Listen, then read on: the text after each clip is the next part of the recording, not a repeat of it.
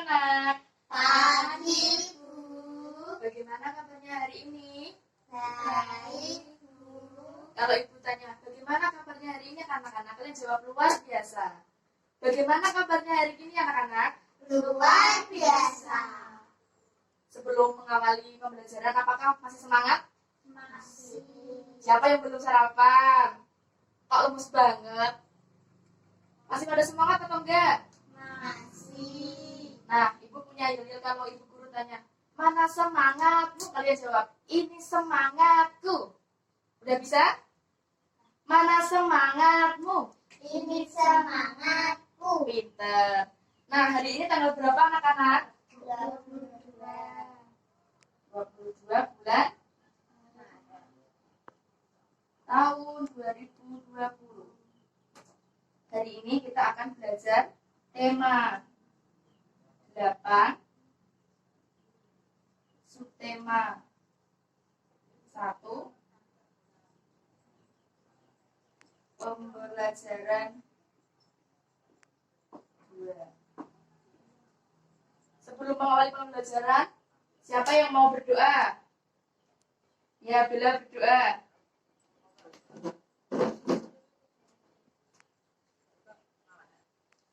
Mari teman-teman kita berdoa. Berdoa mulai. Berdoa selesai.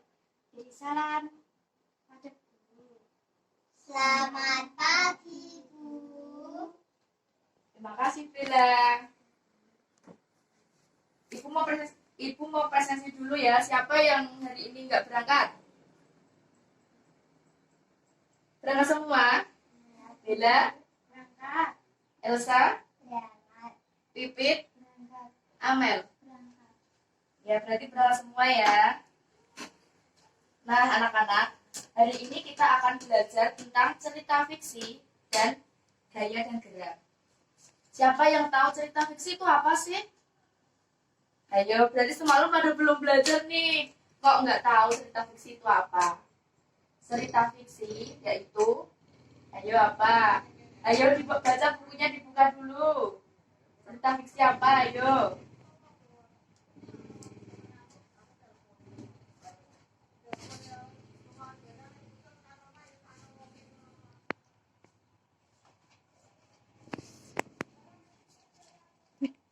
Tetap berjalan.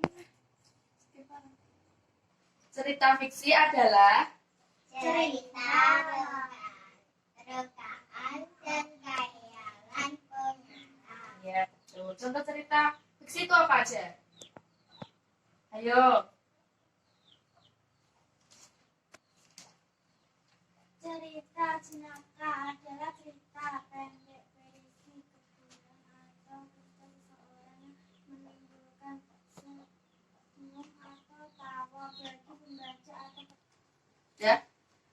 Jenis-jenis cerita fiksi itu apa aja anak-anak? cerita jenaka, mite atau fabel, legenda, sabit, cerpen, novel. Nah, ini Ibu punya salah satu contoh cerita fiksi. Kalian membaca ya, disimak ya. Ibu guru akan membaca dan kalian menyimak ya. Nah, judulnya Kaswari dan Dara Mahkota. Kaswari memiliki badan besar dan sayap lebar. Dia mampu terbang tinggi, namun Kaswari amat serakah. Dia memetik banyak sekali buah yang telah masak. Buah-buah itu disembunyikan di sayapnya sehingga burung-burung lain tidak kebagian. Burung-burung lain mengetahui keserakahan Kaswari. Oleh karena itu, tidak seekor burung pun berteman dengannya. Meski demikian, Kaswari tidak memedulikannya. Dilanjutkan, Bella. Lama-kelamaan, Kaswari semakin serakah. Tidak hanya buah-buahan di pohon saja yang diambilnya, tetapi juga buah-buahan yang jatuh ke tanah. Burung-burung lain pun jengkel dengan mencari Saudari singkat katanya. Dilanjutkan Amel. Bagaimana jika lomba terbang? Siapa yang mampu terbang tinggi dan paling jauh di alas pemenangnya. Kalau Kasuari kalah, dia tidak boleh mencurangi kita lagi. Usul dari mahkota. Dilanjutkan guru ya. Siapa yang bisa melawan Kasuari? Badannya besar, sayapnya lebar. Sekali mengepakkan sayap, dia pasti terbang jauh. Kita akan menang, jawab Ibu dengan pesimis. Dilanjutkan, Elsa. Ingat, kita harus menggunakan akal. Serahkan semuanya kepadaku. Aku akan melawannya dalam perlombaan ini, kata Dara Mahkota sambil tersenyum. Ia berusaha meyakinkan teman-temannya. Ya, terus Elsa. Teman-teman Dara Mahkota saling berpandangan. Mereka bertanya-tanya dalam hati. Mungkinkah Dara Mahkota yang bertubuh kecil dapat mengalahkan Kasuari yang berbadan besar? Dara Mahkota menyampaikan tantangannya kepada Kasuari. Kasuari menyetujui tantangan Dara Mahkota. Saat pertandingan tiba, semua burung hadir untuk menyaksikan. Dengan sombongnya, Kasuari menertawakan Dara Mahkota. Sudahlah, kamu menyerah saja daripada kamu mendapat malu, ejek Kasuari. Dara Mahkota bergeming. Siapa yang tertawa belakangan, dia yang menang, sahut Dara Mahkota. Kasuari dan Dara Mahkota pun bertanding. Mereka melesat dengan kencang. Kasuari terbang cepat sekali. Sesekali Kasuari menoleh Dara Mahkota yang berada di belakangnya. Dia takut jika Dara Mahkota menyusulnya.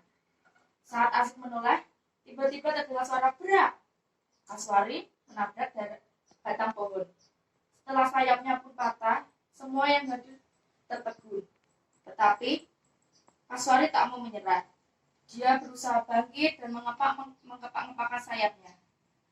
Sayangnya, dia terus jatuh dan mengepar di tanah. Sementara itu, Dara Mahkota terus melesat jauh meninggalkan Kasuari. Kasuari hanya dapat memandang Dara Mahkota dengan rasa malu. Sekarang dia baru tahu rasanya menjadi makhluk yang lemah. Selama ini dia selalu merasa menjadi burung-burung hebat. Namun dalam sekejap dia tidak mampu terbang lagi. Beberapa burung lain turun ke tanah. Mereka membantu Kasuari. Kasuari semakin malu karena selama ini dia telah mencurangi mereka. Sejak saat itu, Kasuari sadar dan mengubah perilakunya. Namun sayang sekali, sejak saat itu Kasuari tidak bisa terbang lagi. Dia harus mencari makan di tanah. Nah, dari cerita yang sudah kita baca bersama-sama, siapa yang tokoh-tokoh yang ada di dalam cerita ini? Kasuari dan ya. Cerita yang kalian sudah baca ini termasuk cerita apa? Tadi kan jenisnya ada fabel, mite, legenda, cerita fiksi. Ini contohnya termasuk apa? Fabel. Kenapa kok fabel anak-anak? Karena dalam cerita ini ada hewan yang berperilaku seperti manusia. Paham? Sampai di sini paham? Nah, Ibu punya soal ya, dikerjakan ya. Nanti siapa yang sudah selesai dipresentasikan di depan. Siap?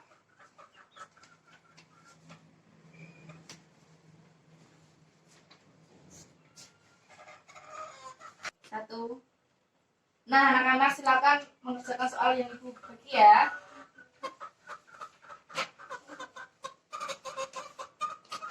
Dikerjakan, Ibu kasih waktu 10 menit cukup.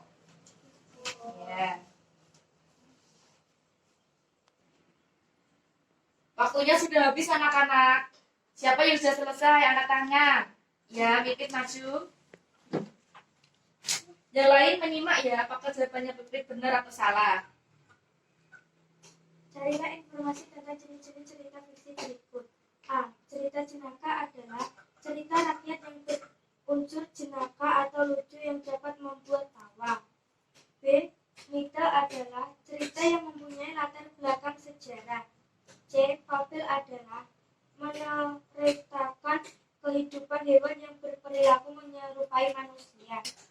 Legenda adalah cerita rakyat yang dianggap sebagai sesuatu yang benar-benar terjadi. Cerpen adalah suatu bentuk proses naratif iritif cerita pendek cenderung padat dan langsung pada tujuannya dibandingkan karya-karya puisi yang lebih panjang. Ya, tepuk tangan buat Titit.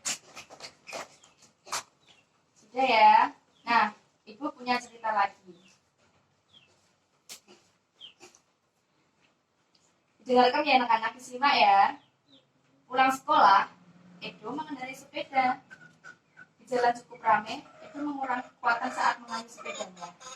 Laju sepeda menjadi lambat. Di jalan lengang, Edo menambah kekuatannya saat mengayuh sepeda. Kekuatan mengayuh memengaruhi laju sepeda. Saat Edo mengurangi kekuatan dalam mengayuh sepeda, Edo telah mengurangi gaya.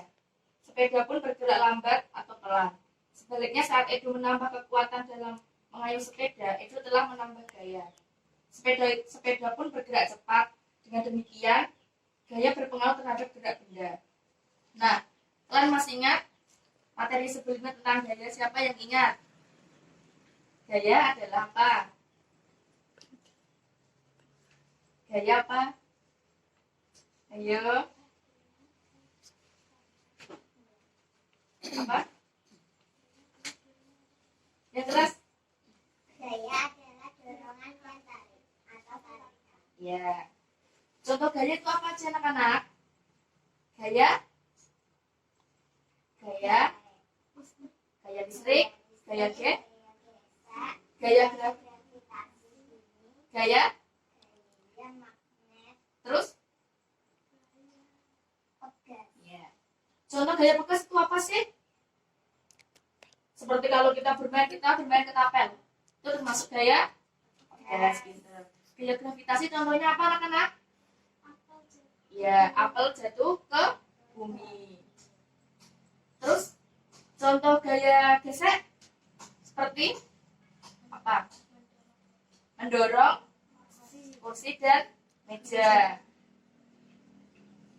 Gaya magnet itu seperti apa anak-anak? Contoh gaya magnet seperti kita membuka pintu kulkas itu ada gaya magnetnya di pintunya sehingga kulkas bisa tertutup dengan rapat. Pinter. Sampai di sini apakah sudah paham dengan materi yang Ibu sampaikan? Ibu punya tugas dikerjakan minggu depan dikumpulkan ya.